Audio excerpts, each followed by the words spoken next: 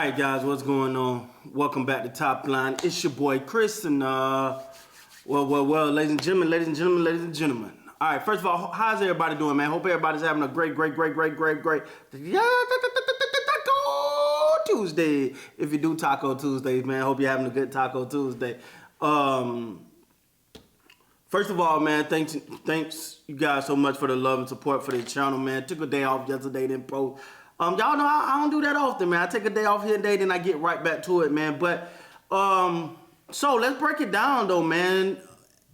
First of all, the Atlanta Hawks, now the Indiana Pacers, these teams will not leave Siakam alone. They gotta have him. They got him having. Well, according to Clutch Point, the Raptors' true feelings on a potential Pascal trade is revealed. As Pascal continued to see his name in potential trade rumor, the Raptors might actually be planning to keep him. Let me stop right there. Ain't no might actually planning to keep him. They're planning to keep Pascal Siakam. And Pascal is planning on staying, all right? Let's get that out the way right now. He's planning on staying. They're planning on keeping him.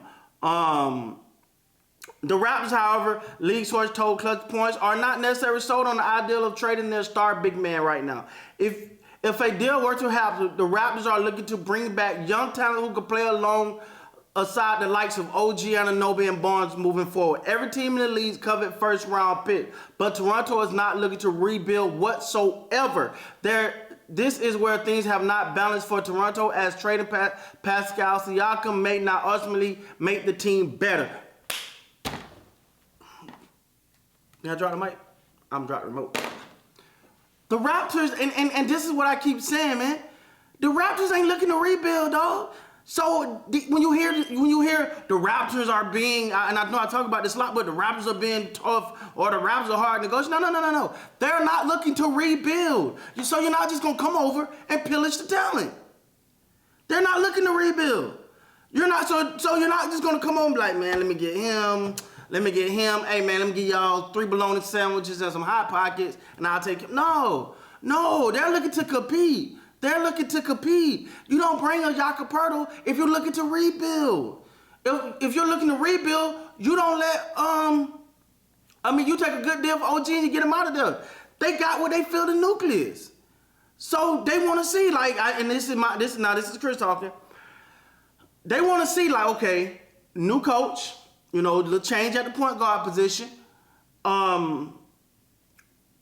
Let's see what we got here. Let's look at the coach. Let's look at the team. Add some offense to it. Some offense from a schematic standpoint. Add some shooting, Grady Dick. And let's see what we got here.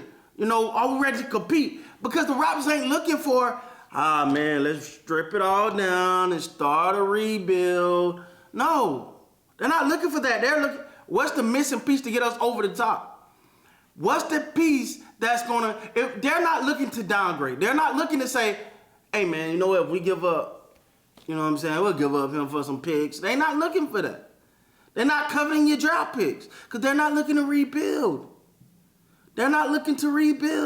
So if they're not looking to rebuild, they looking, if they send something out, they want something better in return.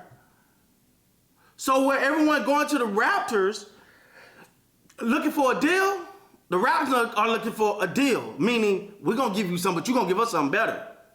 That's the only way a deal is working.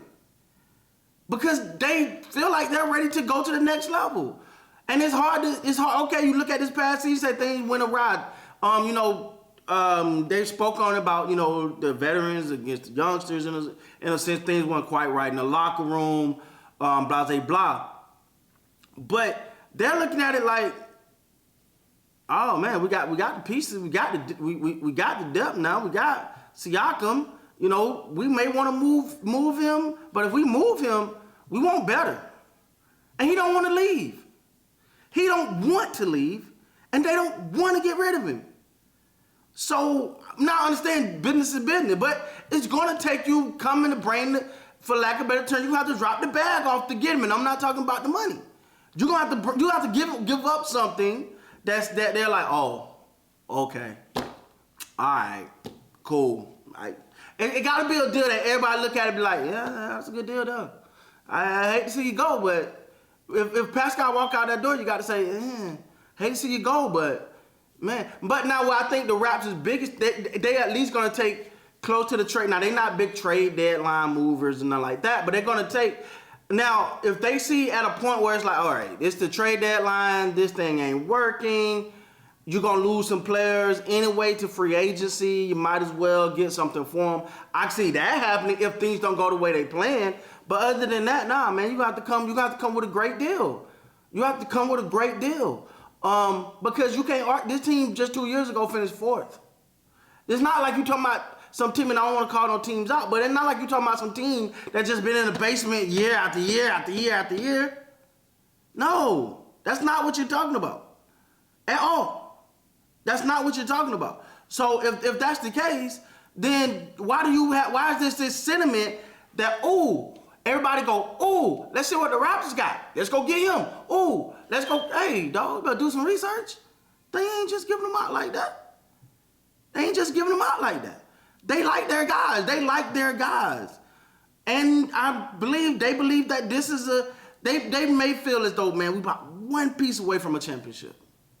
One piece maybe away from a championship. Now, don't quote me on this, but they could say we were just a coach away from a championship.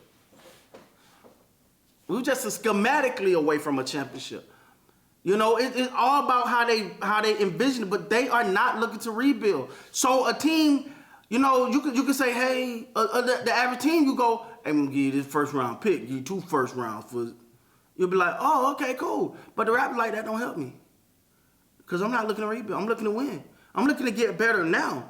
See, if you notice, really, 2 years ago was the rebuild year. They finished 4th. You remember everybody was like, you know, Scotty, you know, Press, you know, a bunch of young guys. You know, this is a stepping stone year. They finished 4th. That's why last season was like, ooh, that's a little bit of a shocker, because you like, I didn't expect them to not make the playoffs, because I'm like, hell, they just finished 4th. I don't have unreasonable expectations. If you finish 4th, I should be able to at least hold you to that standard, right? So that's why I say all that to say, I think the Raptors are in a situation where this is I